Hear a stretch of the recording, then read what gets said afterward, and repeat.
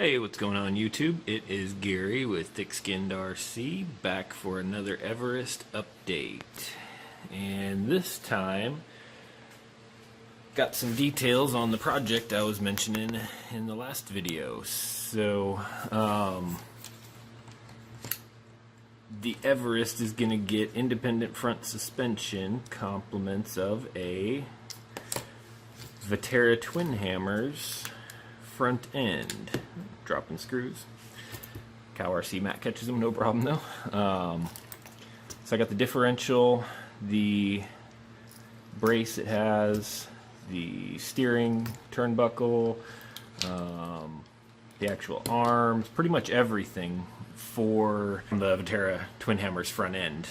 The only thing I'm lacking right now is the upright shock mount from, I think it's GCM or GEM, one of the two. I'll post a picture up of it here. And the twin hammers in its stock configuration actually has lay down shocks. So here's the top here. So it's kind of like the E-Revo and I guess the Nero, which have been, or the Nero, which is I think getting kicked off the market. I don't know if Traxxas won that lawsuit or not.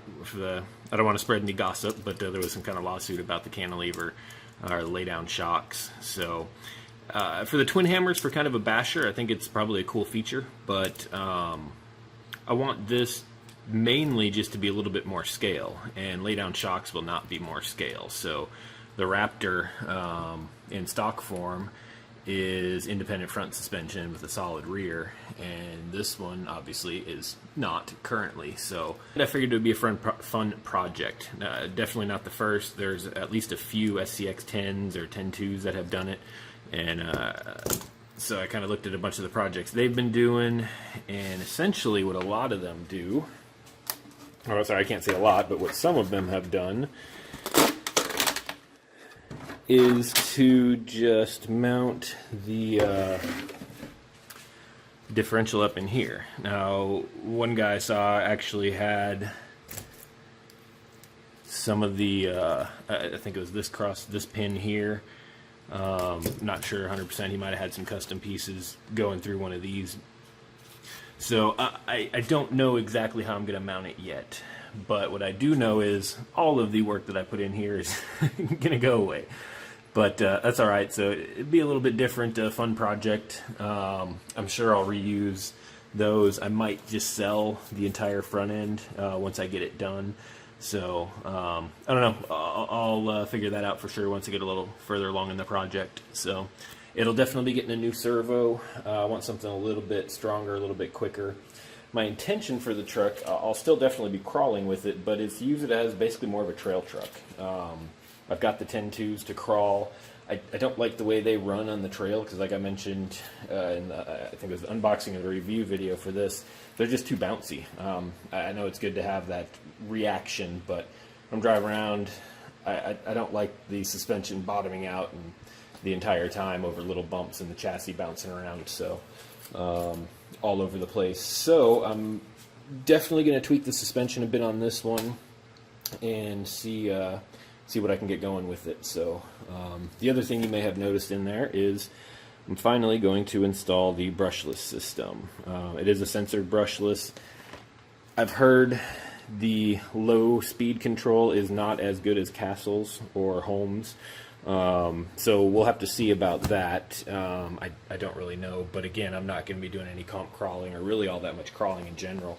I want this to be the truck that I kind of take out whenever, take the kids out for a hike or go on a walk. I want this to be that truck, so I want it to handle pretty good and also have a good bit of speed. So, but I do still want to be able to crawl with it. With all that said, I did get the KMC wheels mounted, and I went ahead and used an older pair of Super Swampers that I had around instead of the factory wheels and tires. Instead of the factory tires. I was going to initially move those over, but I had these laying around, and I I really like them, so I'm going to go ahead and, again, probably just sell the factory wheels and tires here pretty soon, and just kind of offload those. I've already got a good enough collection of tires. I haven't gotten much of this work done. I haven't even finished putting in the rear end on the Vanquish Stage 1 kit, but there's a good reason for that as well, and that is because I didn't feel like doing the work when I have a Phat axle to go on the back. So I am going to mount the rear lockouts to the Phat axle and reuse this on the back. So it is going to have a good bit of weight in the back. It'd be a pretty balanced rig all in all. I don't know exactly how long this whole project's going to take me. What I am going to do first is get this all set up so we can see if it is truly a straight swap, which it probably is. You know, again, we're not the first people doing SCX parts on a Red Cat platform. So should be pretty much a straight bolt-on, especially with these. But we'll see the insides of the axles, make sure everything, you know, the diffs and the shafts and everything move over.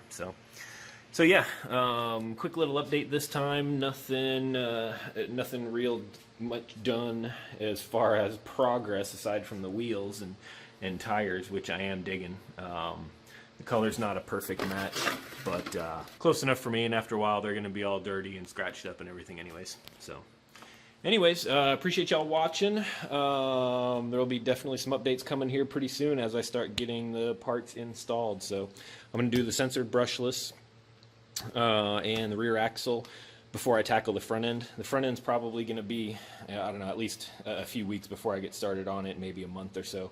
And then from there, really just depends on how much work needs to be done.